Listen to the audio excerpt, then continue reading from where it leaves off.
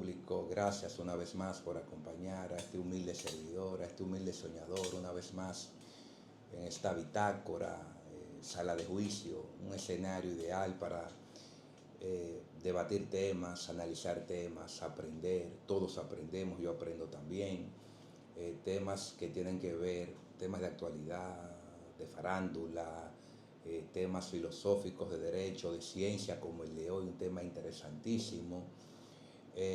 Y creo que es importante este proyecto, ¿verdad? Este proyecto tuvo lugar hace un tiempo, nació prácticamente en pandemia, eh, cuando todos estuvimos solos, cuando todos nos encontramos con nosotros mismos, en esos momentos de soledad donde el ser humano encuentra niveles de divinidad, donde uno choca, ¿verdad?, con la realidad y al final nos decantamos por lo que nos gusta, nos alineamos con lo que nos gusta. Ahí nació mi vena de escribir, de analizar, me encanta la historia, me encanta la filosofía, los que me conocen lo saben, empecé a escribir, empecé a analizar temas y demás, pero siempre lo hemos hecho de una manera muy orgánica, no producida. Pero en esta etapa, todos ustedes saben lo que me siguen, hace un tiempo que no producía, asunto de tiempo, asunto de espacio, muchas situaciones personales, familiares. Pero quiero decirles que cuento con ustedes en esta nueva etapa. Quiero que ustedes me den sus comentarios, que analicen conmigo, que me hagan crítica positiva, constructiva. No se coarten, a veces las críticas supuestamente negativas son las que más construyen, porque son las que nos ponen en evidencia. Entonces quiero hacerlo más interactivo, que ustedes me sugieran temas. De hecho, este tema nació de una discusión con un amigo, ¿verdad? De puntos de vista divergentes. Y es rico que cada quien exprese su propio criterio de las cosas, disentir, no siempre podemos estar en el mismo plano existencial, ¿verdad? Por eso tenemos un cerebro para pensar, una cabeza, somos diferentes. Entonces es muy importante. Quiero que en esta nueva etapa me acompañen porque sí vamos a hacer algo más organizado, consuetudinario. El programa va a salir cada 15 días, todos los jueves, ¿verdad, producción? Como dice Alofoque, ¿verdad? Ese, eso es lo que está de moda. Entonces, sí, producción me dice que cada 15 días vamos a analizar un tema de interés donde todos vamos a aprender, todos vamos a aprender. En esta nueva etapa de sala de juicio, mi propósito principal es analizar, dejar por sentado, legar en ustedes dos principios básicos de la vida, que es tener tiempo para ustedes mismos, hacer lo que a ustedes les gusta como ser humano. Muchas veces uno pospone, procrastina la vida para el futuro y no nos damos cuenta a veces que la vida es pasajera, es tan breve y al final queremos hacer las cosas pero ya no podemos por las circunstancias que sean, salud, vejez, lo que sea, y ahí viene la frustración. Yo mismo siempre he querido tener el tiempo para escribir, para analizar, para exponer cosas, pero siempre aparece algo, ¿verdad? Siempre aparece algo, que no hay tiempo, que la familia, que una situación, que el trabajo, y uno va posponiendo lo que les gusta, lo que les gusta, y al final me he dado cuenta que la vida no sirve de nada si tú no haces lo que tú amas en la vida. O sea, de nada sirve tú compartir con tus hijos, que un día se van a ir, con tu familia, con tu esposa, esposo, si es una mujer, como sea. Si no sacas tiempo para ti, para hacer lo que a ti realmente te gusta. Lo que te gusta a ti es posible que no me guste a mí, viceversa. Por hacer lo que te gusta, saca tiempo para ti, porque al final eso es lo que te va a llenar. Por ejemplo, yo que soy un loco soñador, miren lo que estoy haciendo, tal vez no tengo la necesidad, aunque sí quiero que me apoyen, quiero que me apoyen. No vivo de esto, pero si llega un chequecito, ¿verdad, Laura? Uno nunca sabe, Daniela, por ahí. Claro que sí. Entonces, yo que tengo 10.000 seguidores, no, no, sin relajo. Una vez hicimos un programa y se fue viral.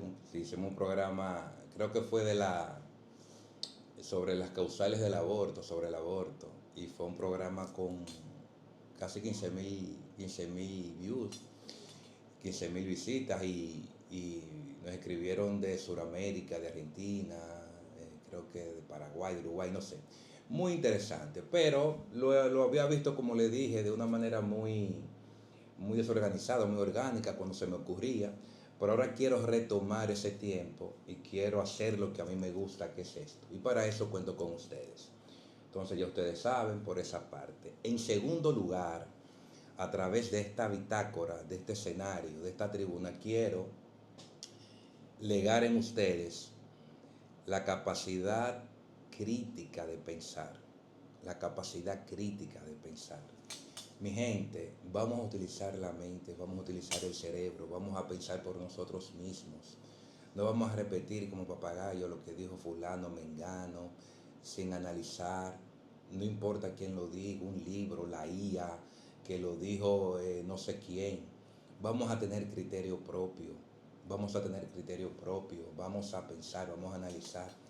Porque muchas veces, o casi siempre, todo lo que escuchamos viene con un interés detrás, viene con un motivo, y muchas veces no nos damos cuenta. Por ejemplo, Víctor Frankl, siempre lo cito.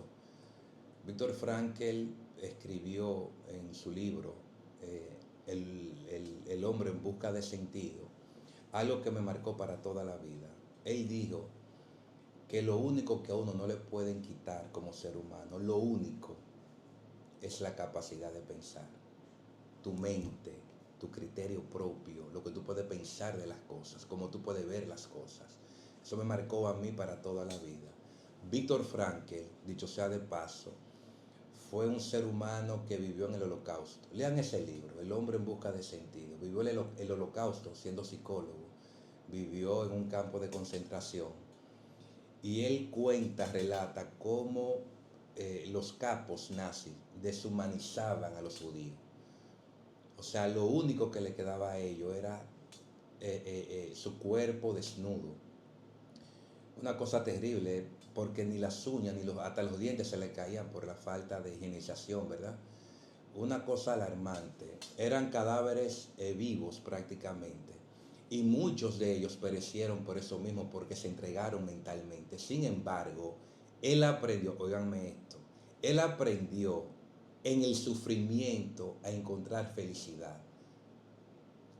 Trastocó, transformó el sufrimiento en, en condiciones espirituales y de vida más allá. Él a veces se soñaba en un jardín, cuando estaba en los pozos trabajando, que le daban latigazos y demás, con su esposa, veía a su esposa, pensaba en sus hijos. Algo muy lindo. Su cuerpo, dice él, estaba allí, pero su mente estaba en otro lugar. Entonces, dos cosas, familia. Primero, saquen tiempo para hacer lo que les gusta. Y en segundo lugar, tengan criterio propio de las cosas. Tengan criterio propio de las cosas. Que precisamente, este tema que vamos a tratar ahora, nace de eso. Nace de la controversia, nace de un dilema entre amigos. Más adelante le voy a dar el crédito. Y yo, que tengo mi mente, mi criterio propio sobre todo, empecé a escudriñar sobre el tema. Y cuando empiezo a escudriñar y analizar, me doy cuenta que hay muchos autores, muchos letrados, muchos doctos en el área que piensan como yo. Y me sentí muy bien y decidí analizar este tema fundamental y que está muy de moda ahora, muy en el tapete, como lo es la inteligencia artificial. El tema que vamos a tratar, amable público, es la inteligencia artificial. Vamos a analizar la inteligencia artificial, que prácticamente es una rama de la tecnología, de las ciencias informáticas, que ha sido foco de atención en seminarios, foros internacionales, en las universidades, eh, las primeras planas de los diarios, la gente común. En toda parte se habla de IA, de ChatGPT, que esto, que lo otro, que la robótica, que la mecanización, la automatización, muchos conceptos, muchos doctrinarios sobre el tema han hablado de la IA. Señores, hasta en todas partes, no quiero menospreciar a nadie, desde lo más encumbrado hasta lo más humilde, hablan de la IA, opinan de la IA, afirman cosas sobre la IA, sobre todo su preocupación sobre el alcance y la pertinencia que puede tener esta herramienta de la tecnología, sobre todo para el ser humano. Y creo que la importancia de este tema radica en que la IA, la inteligencia artificial, es una realidad insoslayable. O sea, la IA es el presente y es el futuro de la humanidad. No es algo que se está gestando, no es algo que va a pasar, que se está gestando para un futuro, es algo que ya lo tenemos con nosotros y que definitivamente va a regir un nuevo orden a nivel mundial. Nuestro objetivo sencillo es abarcar la IA desde un campo, desde un punto de vista más holístico, más amplio, más abarcador. No solamente quedarnos en la parte de que el ser humano va a ser un inútil, va a ser obsoleto, que no va a pensar, que los puestos de trabajo se van a acabar, que las máquinas no van a sustituir, eso es lo que uno oye en la calle, ¿verdad? Que el mundo se va a acabar, otros más aguerridos han dicho que es el fin de la era humana. Uno oye de todo y realmente es preocupante, ¿no? Porque yo sé que hay mucha gente que lo siente así y lo expresa de esa manera. Entonces yo entiendo que un tema tan profundo, un tema tan importante para nosotros como seres humanos, tiene que tratarse desde un punto de vista más objetivo y abarcando todas las aristas del tema, ¿verdad? Y yo, que soy un romántico soñador, me atreví sin ser tecnológico. Yo agarro un celular, señor, y lo prendo y solamente lo sé prender y hablar por ahí. No sé absolutamente nada de tecnología, nunca he desarrollado un software, nada. Pero voy a tratar el tema, me atreví. Me atreví, quiero que mi punto de vista y lo que yo pueda externar por aquí, cojan lo que les guste, los que no, no es obligado, ¿verdad? Que quieran compaginar conmigo. Pero vuelvo y digo, como dije al principio, este es mi humilde criterio y qué bueno que vivimos en democracia y qué bueno que yo lo analizo y qué bueno que yo lo expreso, ¿verdad? Entonces nada, espero que les sirva y vamos a entrar en materia. Vamos a ver el problema. ¿Cuál sería la hipótesis a despejar? La variable, vamos a ver. ¿Es la IA realmente perniciosa, perjudicial? ¿Es la IA ventajosa? ¿Tiene beneficios? ¿O es la IA lo que va a acabar, como dicen algunos, con la raza humana, con la era humana? ¿O la IA simplemente es una etapa más que inicia el ser humano en su historia, en el trajinar por este mundo? ¿Qué es lo que es la IA? Vamos a ver. Bien, lo primero es definir el concepto etimológico de la IA. La IA no es más que el desarrollo de sistemas que hacen tareas que requieren inteligencia humana. El desarrollo de sistemas, de tareas que requieren inteligencia humana. Yo creo que se entiende, ¿verdad? ¿Cómo qué? Como el aprendizaje, la toma de decisiones, el reconocimiento de la voz.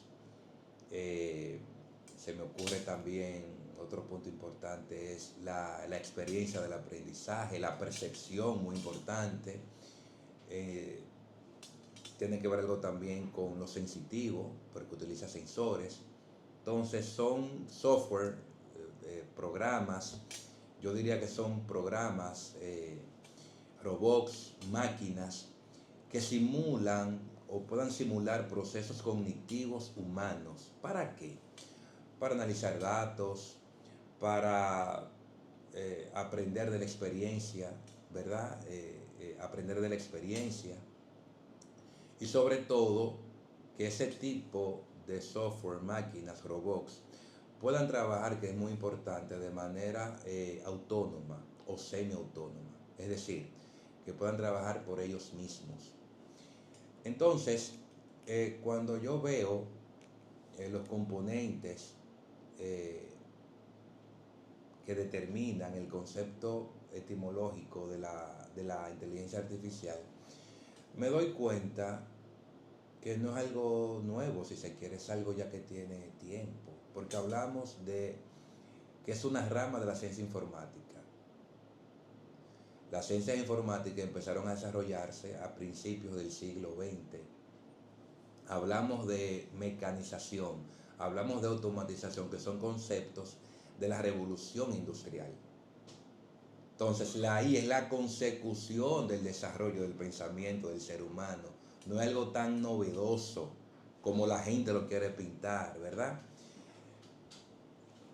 Lo que sí es novedoso, y tengo que admitirlo, son los procesos cognitivos de los cuales le hablé. El aprendizaje, la toma de decisiones, que es importante, el reconocimiento de la voz, la percepción, eso sí es nuevo. Que sin quizá son los elementos disociadores que ponen en peligro, ¿verdad? Y a lo que la gente le teme, de que se va a acabar el pensamiento humano y vamos a entrar en una obsolescencia funcional de pensamiento, en una inutilidad. Eso sí es, valga la pena decirlo, ¿verdad? Que significa el peligro y es un elemento nuevo. Dicho eso, voy a emitir mi consideración personal, empezando el programa. Miren, para mí la inteligencia artificial no es más tan simple como va a sonar, como una manifestación más del ser humano en su tiempo y en su espacio. Decía Ortega y Gasset, ese gran maestro, que el hombre es él y sus circunstancias. Entonces el hombre lo que ha venido es, a través de la historia, como lo vamos a ver más adelante, es tratando de superarse en sí mismo, tratando de superarse en sí mismo cada vez más en las diferentes eras de la vida humana, en ese proceso dialéctico, en ese escenario ideal, cambiante, dinámico, por llamar de alguna manera, que se llama vida. Dicho eso, si nosotros vemos la historia, señores, el hombre siempre ha buscado estrategias, herramientas para mejorar sus condiciones de vida. ¿Qué es lo que pasa, Daniela y Laura? Que cuando, y amable público televidente, que cuando se producen esos cambios, hay una resistencia, siempre va a haber resistencia. Siempre que hay un cambio va a haber resistencia. Y otras personas, unas personas que lo van a ver bien, otras personas que no lo van a ver tan bien. Para ilustrar ese concepto de los diferentes puntos de vista, yo me voy a evocar al filólogo alemán Friedrich Nietzsche, que he leído varias de sus obras y lo admiro bastante. Él decía, o más bien describió, clasificó al hombre en dos, en su obra cumbre, Más allá del bien y del mal. Él clasificó el hombre en un hombre superior y en un hombre del rebaño. Él decía que el hombre superior es el hombre de una mente autónoma, independiente, capaz de desarrollar un proyecto y llevarlo a cabo para dejar su semilla en el mundo, emprendedor, con voluntad de poder, visionario, arrojado, ese hombre con una mentalidad progresista. Él definió el hombre superior desde ese punto de vista, ¿verdad? En contraposición, definió el hombre del rebaño como un hombre decadente, de una mente débil, que se conforma con los niveles de vida que vive, a veces mediocre, a veces conformista, complaciente, como le acabo de decir, vicioso, vago. Entonces, son dos visiones que siempre vamos a tener en la humanidad. Aquellas personas que se conforman con el status quo, con lo que rige el mundo, ¿verdad? Que se resisten a los cambios porque entienden que todo está bien, que la vida no es mutante, que la vida no es cambiante, que todo es para siempre, y aquellos hombres que son los que determinan la humanidad. Esos hombres que determinan la humanidad con sus pensamientos, con lo que hacen, con lo que ejercen. Esa es la diferencia entre un hombre superior y un hombre del rebaño que estableció Friedrich Nietzsche en su obra Más allá del bien y del mal. Miren, señores, vamos a ilustrar mejor. Vamos a tomar como parámetro la historia. Que no lo inventé yo, la historia está ahí. La historia clasifica el hombre, que es la génesis de todo. El hombre, la vida del hombre, es la materia prima del mundo, de la humanidad. El único ser vivo que razona, que piensa, ¿verdad? Y si estamos estudiando al hombre de la IA de hoy día, tenemos que estudiar el hombre a través de la humanidad. La historia clasifica al hombre en 5 eras diferentes.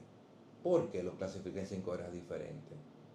Porque el hombre es él en su tiempo, es él y sus circunstancias, como acabo de decir.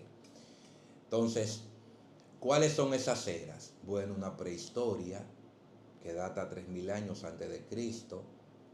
Luego pasamos por una edad antigua que llega al año 476 después de Cristo. Luego tenemos una edad media que llega al año 1492. Luego tenemos la edad moderna que llega al año 1789. Y en última instancia tenemos la edad contemporánea, que es la que estamos viviendo hoy día. Es decir, el hombre en esos diferentes estadios existenciales ha actuado diferente, Laura, ha pensado diferente, Daniela, y se ha creado formas de vida diferentes, herramientas, todo diferente, ¿verdad? Entonces, creo que este ejemplo trae un caldo de cultivo muy interesante para lo que voy a explicar a continuación. Dicho eso, amable público, miren, si yo agarro y comparo al hombre de la prehistoria con el hombre de la Edad Media o la Edad Antigua, sería injusto. Porque el hombre de la Edad Media va a ser muy avanzado al hombre de la prehistoria, muy avanzado. Por eso digo que al hombre hay que evaluarlo en su justo contexto, en su espacio y en el tiempo. Para que ustedes tengan una idea, si hacemos una comparación, ¿verdad? El hombre de la prehistoria, señores, andaba cazando y recolectando con un taparrabo, procreándose sus propios medios de vida. Vivía en la caverna, el hombre de la caverna, el hombre de la prehistoria. De ahí pasamos a una edad antigua donde el hombre inventa la escritura.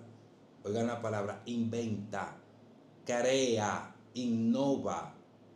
El mismo hombre tenía 2 ojos, una nariz, una boca. El mismo hombre, el hombre nunca ha sido diferente. El hombre siempre ha sido el mismo en su superación en sí mismo. Inventa la escritura, pero más aún, nacen las grandes civilizaciones. Nace la civilización, los babilonios, Mesopotamia, Grecia, Roma, China, India, pero se organiza la religión y se erigen los grandes de la arquitectura monumental. La edad antigua es algo maravilloso, ¿verdad? Se producen los primeros asentamientos humanos también, y luego de ahí, que culmina en el año 476, como ya lo dije, inicia entonces la Edad Media, la era del feudalismo, ¿verdad? Ustedes saben lo que es el feudalismo, que culmina con el descubrimiento de América, que yo no creo en eso. Yo particularmente no creo en eso, pero es otro tema, ¿verdad? Porque si me pongo a hablar del descubrimiento de América, duramos hasta mañana. Entonces, luego de ahí, del feudalismo, de la Edad Media, pasamos a la edad más bella que conoce la historia de la humanidad, la que a mí más me apasiona, que es la edad moderna, ¿verdad? La edad moderna donde se mejoran las técnicas marítimas y se da la etapa de la colonización, una etapa hermosa donde tiene lugar el Renacimiento florentino, hombres como Miguel Ángel, hombres como la mente más preclara, Leonardo da Vinci, se dan en ese estadio, en el Renacimiento florentino. Rafael tocó los cimientos de la Iglesia Católica con aquellos desnudos que hacían. Ya ustedes saben la etapa inquisitoria, esa gente fueron perseguidos y demás. Innovaron, crearon. Y esa etapa, la edad moderna, culminó con la Revolución Francesa en 1789, que fue la revolución que cambió la humanidad por completo, ¿verdad? Luego de ahí pasamos entonces a la edad contemporánea, que es la que vivimos hoy día. La edad contemporánea inicia con procesos de independencia, con guerras, la Primera Guerra Mundial, se da la Segunda Guerra Mundial, se da la Guerra Fría, revoluciones tecnológicas, científicas, industriales, y culmina ya con la era digital. La era digital, un poquito el pasado reciente, y en lo que nos encontramos ahora, amable público, que es la era del conocimiento y la globalización. Una breve explicación para que ustedes vean cómo el hombre a través de la historia ha ido evolucionando, ha sido un ente mutante, cambiante, ha ido creando y mejorando siempre sus condiciones de vida. Y siempre ha habido resistencia, de eso que no le quepa la menor duda a nadie. En amable público, ya producción me dice que no hay tiempo para más, definitivamente, ya tengo 25 minutos hablando.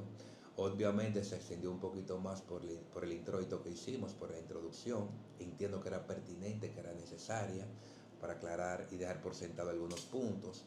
Entonces, reiterarle la invitación porque va a haber una segunda parte de este tema, de este rico tema que tiene un rico plexo, ¿verdad? Para analizar, para discutir, para ponderar. Entonces, reiterarles la invitación porque la próxima entrega va a salir el próximo jueves, Dios mediante. Esperamos su puntual visualización de este audiovisual porque yo sé que ha despertado, va a despertar su interés como lo hizo esta primera entrega. Muchas gracias, gracias por la atención a la presente y como siempre, como les dije al principio, denme seguimiento, hagan crítica, involúcrense, sugieran temas para beneficio de todos, enriquecernos, ¿verdad? Y todos aprender, que es lo más importante, con criterio propio, con sentido propio y aprender de la vida sin miedo, darle a la vida, que es lo más importante. Muchas gracias.